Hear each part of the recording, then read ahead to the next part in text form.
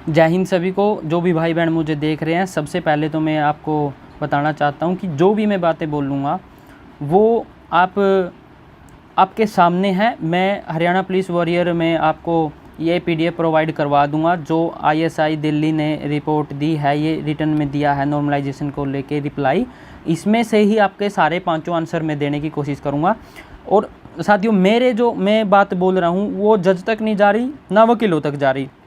तो जो भी अनसेलेक्टेड कैंडिडेट हैं वो घबराएं ना, लेकिन जो बातें इसके अंदर लिखी गई है मैं वही हाईलाइट करूँगा। और सबको ये मैं कहूँगा कि आप सभी लास्ट तक इसको देखिएगा। और आपको मैं विश्वास दिलाता हूँ कि अगर आपने ये सारी चीज़ें पढ़ ली ना अपने ध्यान में, तो आपके मन में से परसेंटाइल, इक्वी परसेंटाइल, नॉर्मलाइजेशन हटेगा, क्या होगा क्या नहीं होगा, इसके बारे में सारे डाउट क्लियर हो जाएंगे।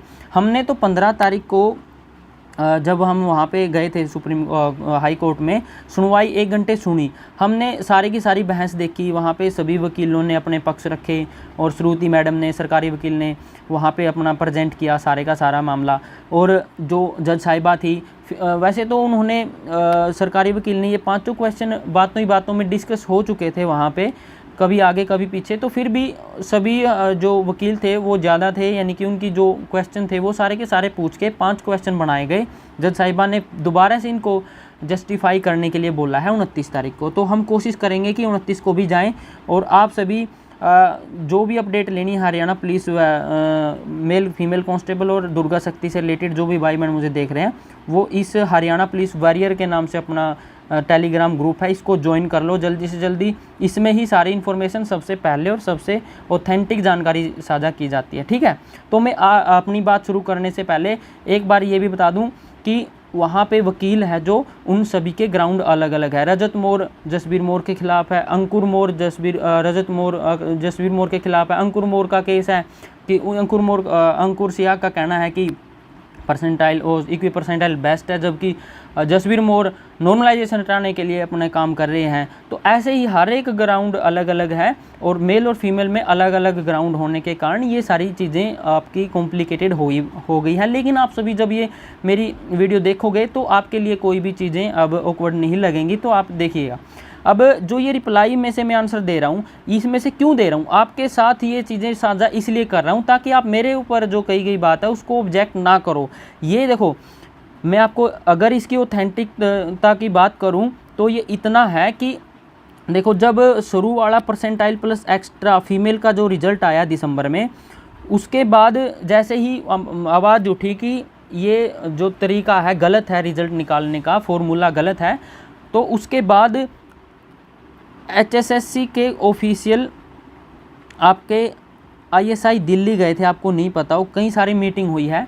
और उन्होंने ISI दिल्ली के जो भी प्रोफेसर थे अभय जी भट्ट, इनसे रिटर्न में मांगने की कोशिश की थी कि आप परसेंटाइल प्लस एक्स्ट्रा मार्क्स को रिटर्न में दे दो ताकि हम कोर्ट में दिखा पाएँ कि ये चीज़ें ठीक हैं। लेकिन उन्होंने पता था कि इसके अंदर कमियां हैं, तो उन्होंने वो चीज़ लिख के नहीं दी। लेकिन उसके अंदर जो मॉडिफिकेशन होनी थी, यानी कि जो मॉडिफिकेशन करके ये फॉर्मूला ठीक हो सकता था, यानी कि 21 परसेंटाइल के ऊपर उन्होंने अपना रिटर्न में ज़रूर दे दिया।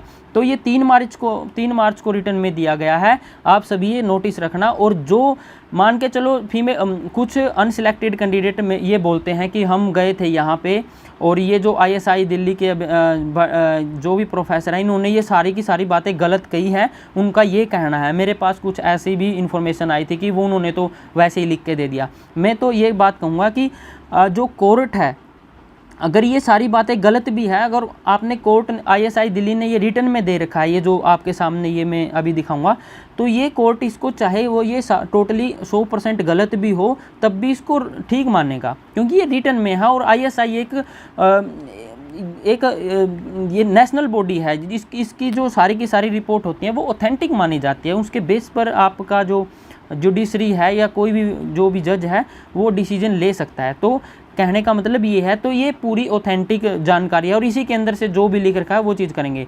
मुख्य रूप से 2 ही क्वेश्चन है, इक्वी परसेंटाइल को किस स्टेज पे आप अडोप्ट कर सकते हो और ये equi percentile plus extra valid है या नहीं है। और बेस शिफ्ट कैसे आपने डिटरमाइन करी, और रिजल्ट में कितनी वेरिएशन आई, फीमेल कांस्टेबल के लिए पूछा था मैडम ने, और डिफ्रेंशिएशन बताओ कितना आया डाटा में फीमेल कांस्टेबल में जब अलग अलग रिजल्ट निकाल रहे हो तो। ठीक है, तो ये सारे पांचों के क्वेश्चन के आंसर में देने से पहले मैं ये सारी बातें बताना चाहूँगा कि ये सारी की सारी बातें आपकी कोर्ट में रखी जाएंगी, और उन्होंने रखा भी था 15 तारीख को। तो उनका कहना ये था कि जो यूनिफॉर्म स्केल से आपने परसेंटाइल में जो स्कोर बनाया था उसको आप आगे फर्दर स्टेजेस में नहीं कर सकते थे, और इसी करके यहाँ पे गड़बड़ शुरू हो गई जब आपके सोशियो इकोनॉमिक क्राइटेरिया के मार्क्स जोड़ने पड़ गए परसेंटाइल में।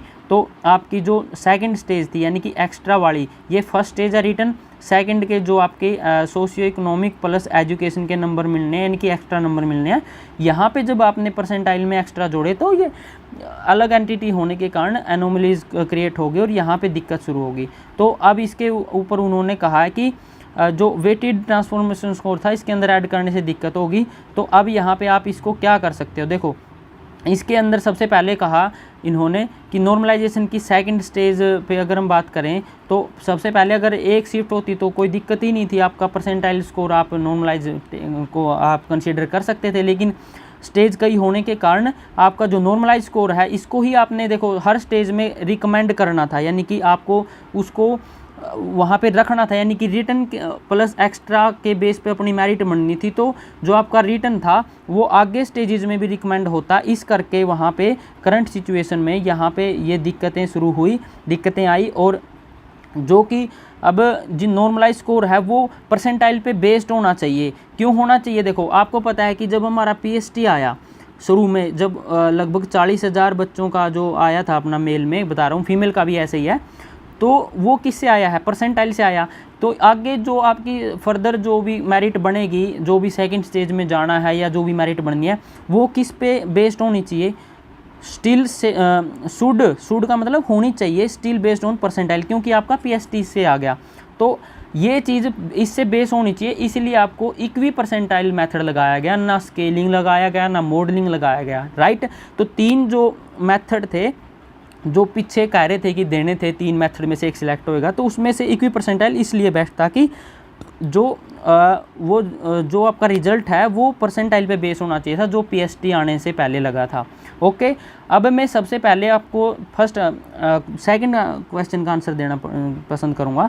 तो ये जो सेकंड स्टेप पे आप कब इक्वी परसेंटाइल को अडोप्ट कर सकते हो, परसेंटाइल के बाद जब आप इसको इक्वी परसेंटाइल को अडोप्ट कर सकते हो, यानी कि जो सेकंड स्टेप है उसके अंदर, फर्स्ट में नहीं सेकंड के अंदर। तो यहाँ पे सेकंड का सवाल का आंसर मिल गया आपको, और ये काफ़ी ऑथेंटिक है। देखो मैंने नहीं लिखा, ये चीज़ें लिखी पड़ी है आपके सामने, देख सकते हो।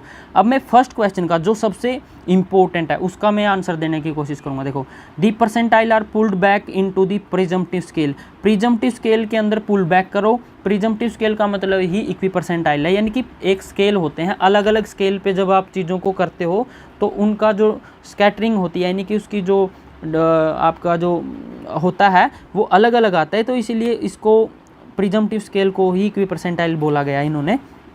तो this can be chosen by many ways, जैसे कि आपने भाई बेस ये कह रहा है कि अलग अलग तरीके से आप इसको चूज कर सकते हो, कि आप जैसे बेस शिफ्ट की बात कर रहा है किस तरीके से आप करोगे, but will be fix scale, यानी कि same all the candidate hence comparison of marks across shift will be valid, यानी कि यहाँ पे जो अक्रॉस दी शिफ्ट जो एक दूसरे के, यानी कि 24 अगर हम शिफ्ट माने ना, देखो मैंने पहले भी कहा था कि कोड में और शिफ्ट में कंफ्यूज मत होना, क्योंकि एज यूजुअली एक शिफ्ट के अंदर एक ही एग्जाम आता था, यानी कि 100 ही क्वेश्चन होते थे, वही आगे पीछे होते थे। लेकिन अब की बार हो गया क्या, एक शिफ्ट के अंदर 400 क्वेश्चन थे, तो यानी कि एक शिफ्ट के अंदर 4 शिफ्ट थी, ये कह सकते हैं हम। तो इसलिए यहाँ पे कोड भी लिख सकते हो आप और शिफ्ट भी लिख सकते हो, वो कोई वो नहीं है।